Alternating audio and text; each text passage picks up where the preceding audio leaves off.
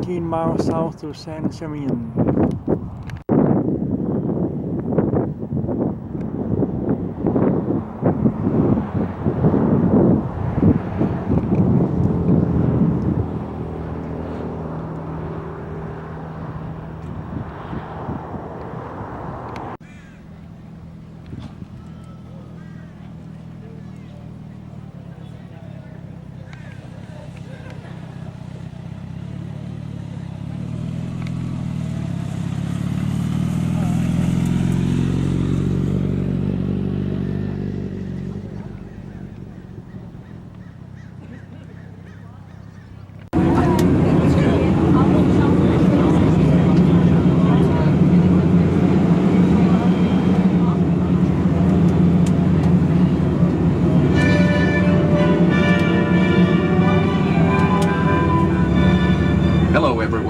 My name is Alex Trebek, and on behalf of California State Parks, I would like to welcome you to Hearst San Simeon State Historical Monument, better known as Hearst Castle. As we begin the riding portion of your tour, we ask for your cooperation. Please stay seated at all times and keep your head and arms inside the windows. Please turn your cell phones to mute. If you have trash to dispose of, there will be a trash container when you exit. Bottled water is allowed, but food and chewing gum are not permitted on the bus or during the walking tour. We thank you for your assistance in helping to maintain this beautiful place. The road you are traveling is the same one the art collector and newspaper publisher William Randolph Hearst traveled when he began building this estate with his architect Julia Morgan in 1919. They worked on this project for 28 years. We will pass a large Spanish-style house built in the 1930s as the poultry ranch manager's residence. It is still used by Hearst ranch employees today.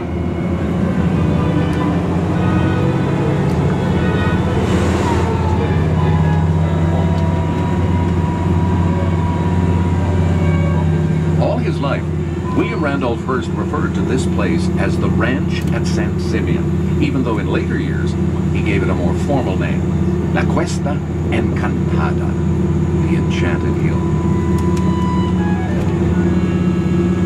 His hilltop estate became one of the most glamorous country houses in America. It was also Mr. Hearst's primary residence on the West Coast, and a place to showcase a stunning collection of Mediterranean art objects, shown against the backdrop of California's beautiful natural landscape.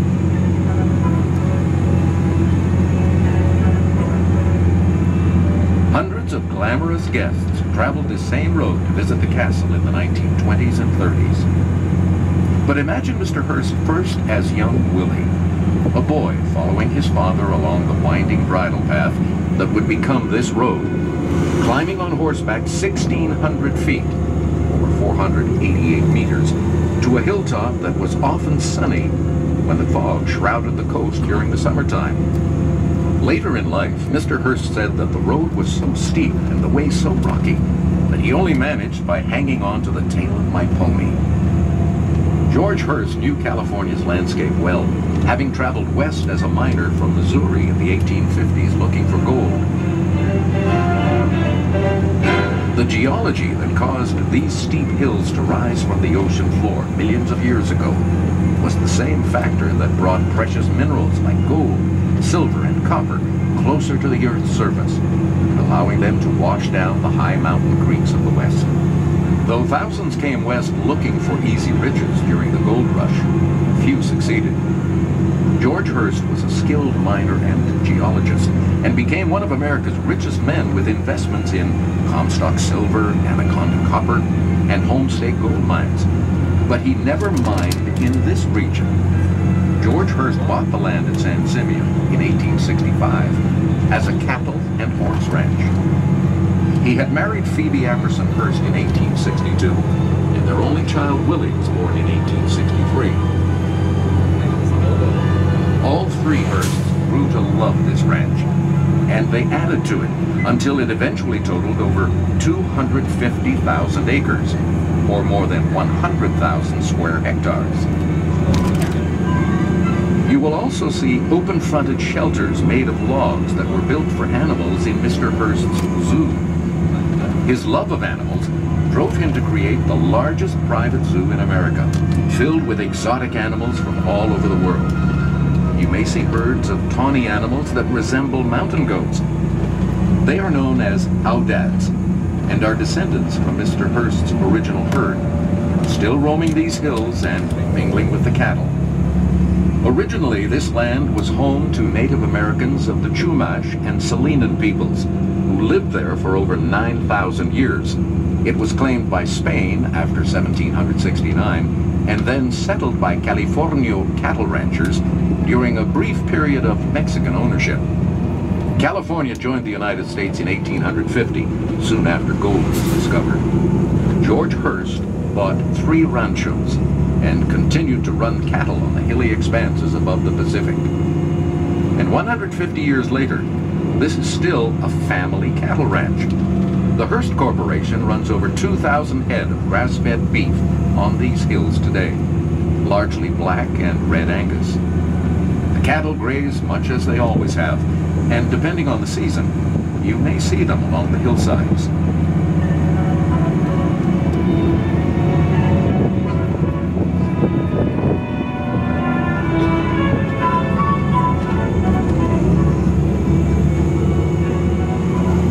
Randolph Hearst was 56 in 1919 when his mother Phoebe died, his father having passed away earlier.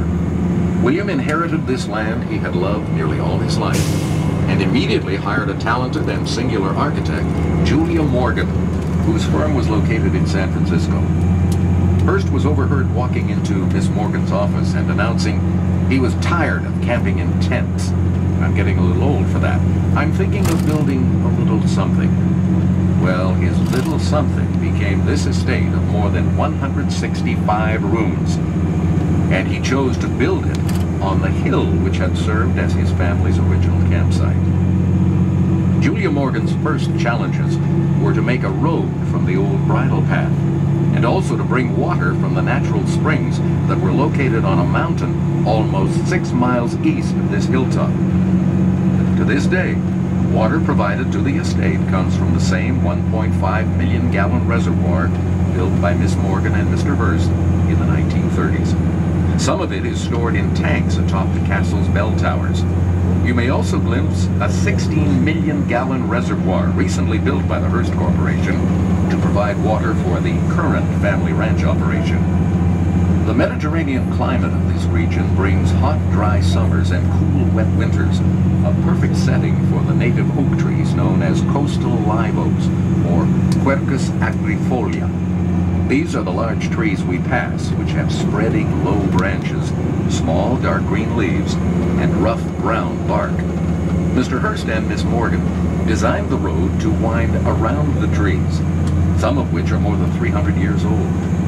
On the hilltop, they sited the buildings around the oaks, and occasionally even moved a massive oak out of the way as the castle grew.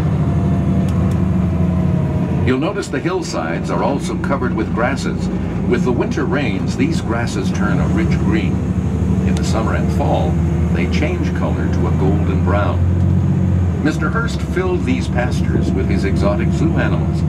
In his day, guests traveling this road would have passed by antelopes, yaks, giraffes, llamas, water buffalo, bison, and more than 100 other species. Most are gone now, but in addition to the audads, today you might see sambar deer and Roosevelt elk mingled with the cattle.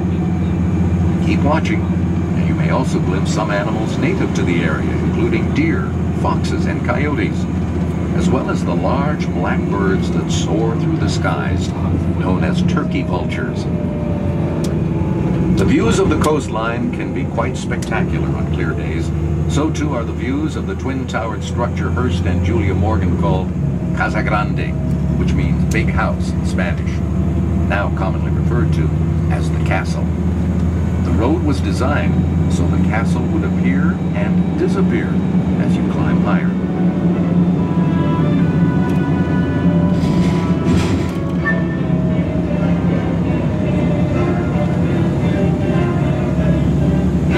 Upon reaching the top of the nose, We will travel through a landscaped area filled with fruit trees, which supplied some of the food in Hearst's time at the ranch. He grew nearly all his food on site, including beef, poultry, dairy products, and fruits and vegetables. You may also see on the left the remains of a columned arbor known as the pergola. It was a path for walking or riding through on horseback.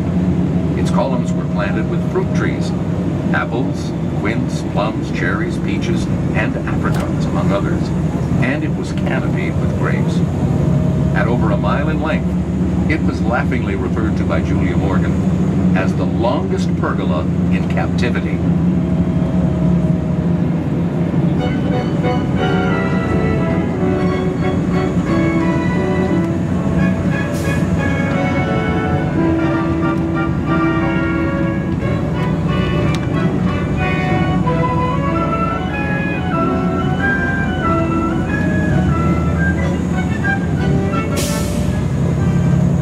As we near the hilltop, your walking tour is about to begin.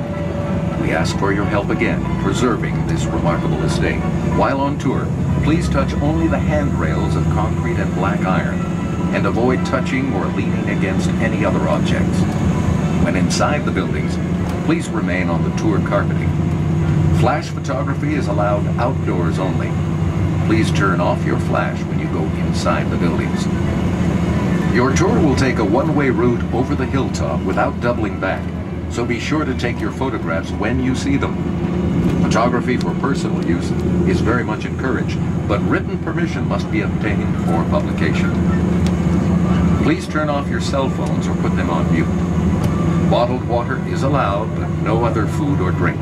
Chewing gum must be disposed of in the trash containers as you leave the bus. We request that you stay with your group at all times. Ask your guides if you need any assistance. And now we invite you to imagine what it would have been like to visit this glamorous estate in Mr. Hearst's time.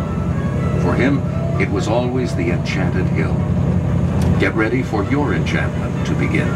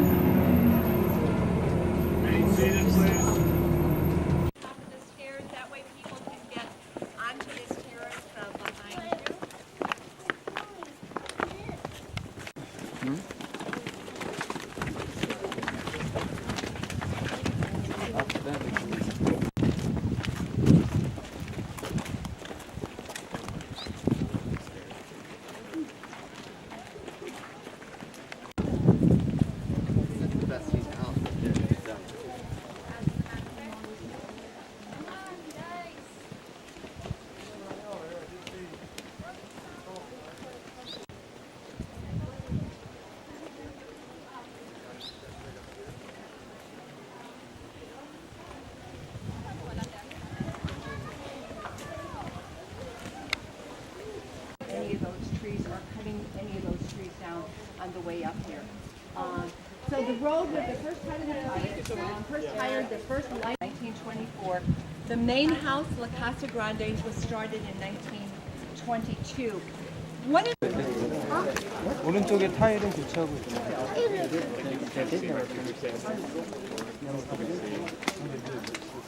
On that building there, it's not quite all the way done.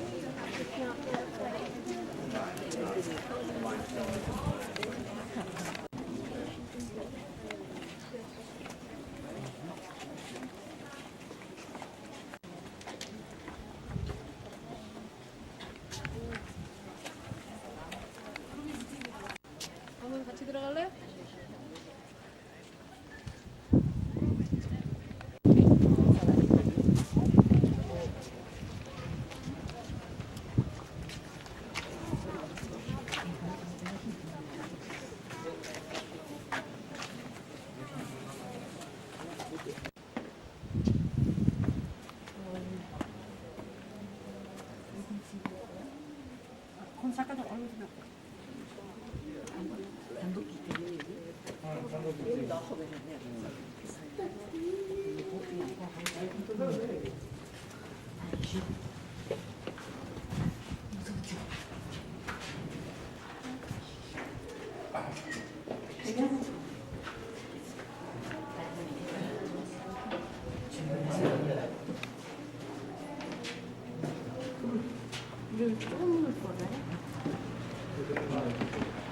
All look down at your feet and notice where parking was, and you'll double check your camera screens and make sure you still have the flash, no flash icon on your screen.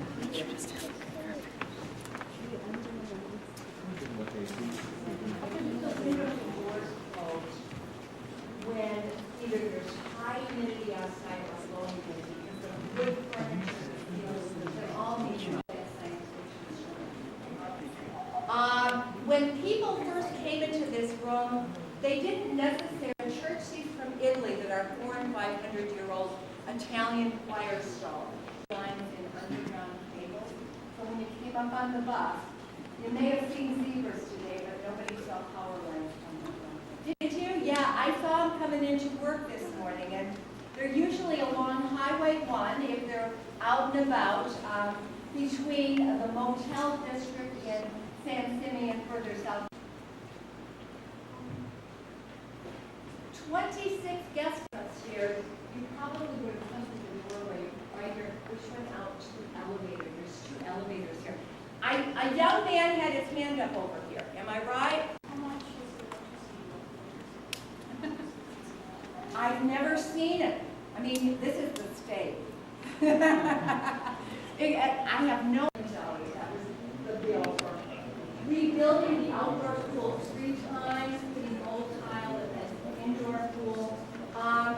So dinner was served in one dining room, only one dining room for the whole place. If you were here and woke up in the morning and you wanted breakfast, no breakfast in bed, no morning coffee or tea in your guest bedroom. You had to go into the main dining room for all meals.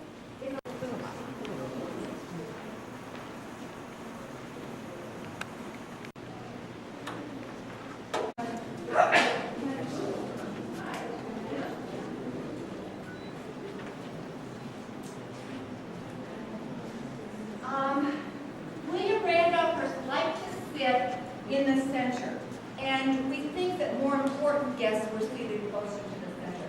Now that would have included Calvin Coolidge and his wife Grace after Coolidge left the presidency. It would have included Winston Churchill, who visited America in 1929. That Hearst really kind of prided itself by doing a kind of a ranch presentation, a more informal kind of presentation in terms of the table setting. So they used paper napkins, and only every now and then would they have used any kind of table cover. When you first came into this room, did you notice that the color comes from the flags that participate in that twice a summer coursing? So this brings color into the room. It also reinforces the city during the years he was elected. He spent a lot of time shopping in New York City, and he, the rooms that I'm going to show you have antique art Spanish ceilings, and we're cleaning the ceiling in this room. All of these antique ceilings are hung.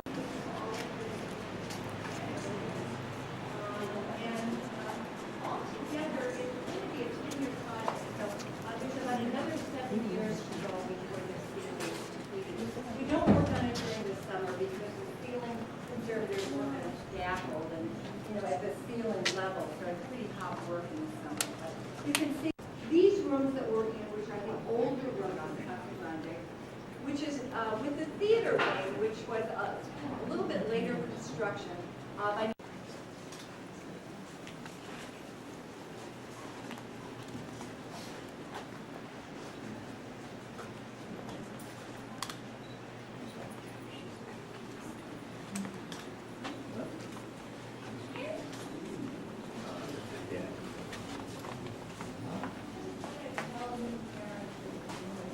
That isn't always true. I don't tell that to just everybody.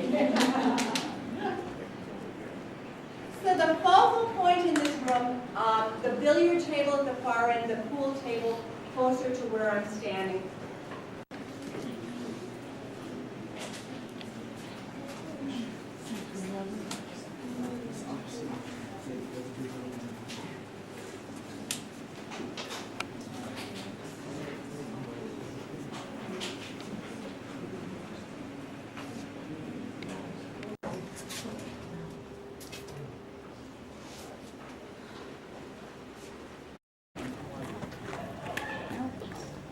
It's a really expensive place to keep. I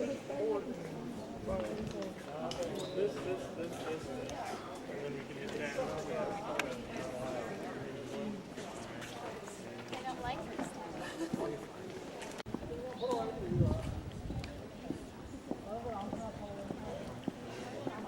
Thanks for coming up today. Thanks, Sandy.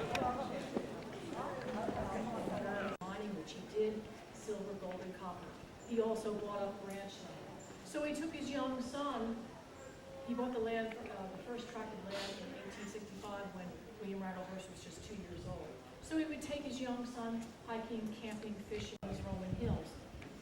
This was really Mr. Hearst's only quality time with his father. His father was very busy building up the family fortune.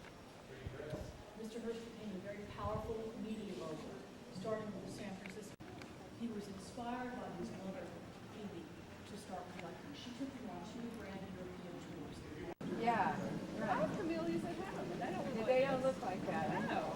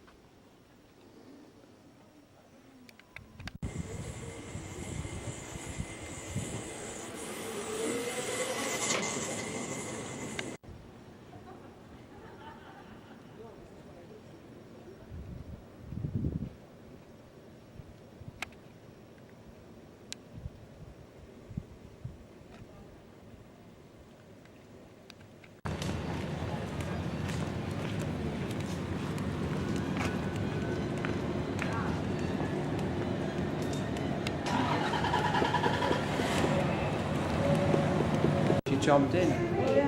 Take her off. Huh? Right there. That's right there. That is really cool. Except the staircase on the other side.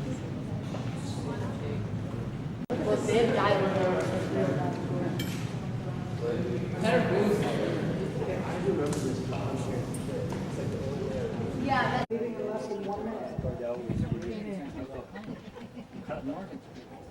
Did that make? I'm not there.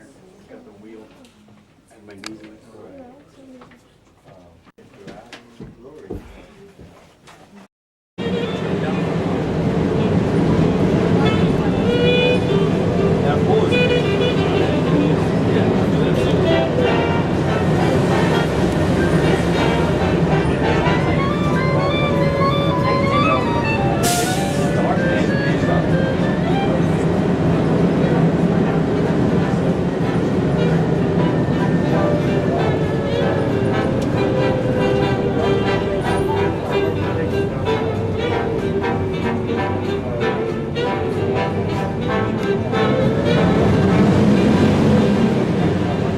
Pillow enclosures used in Mr. Hearst's time for the polar bears.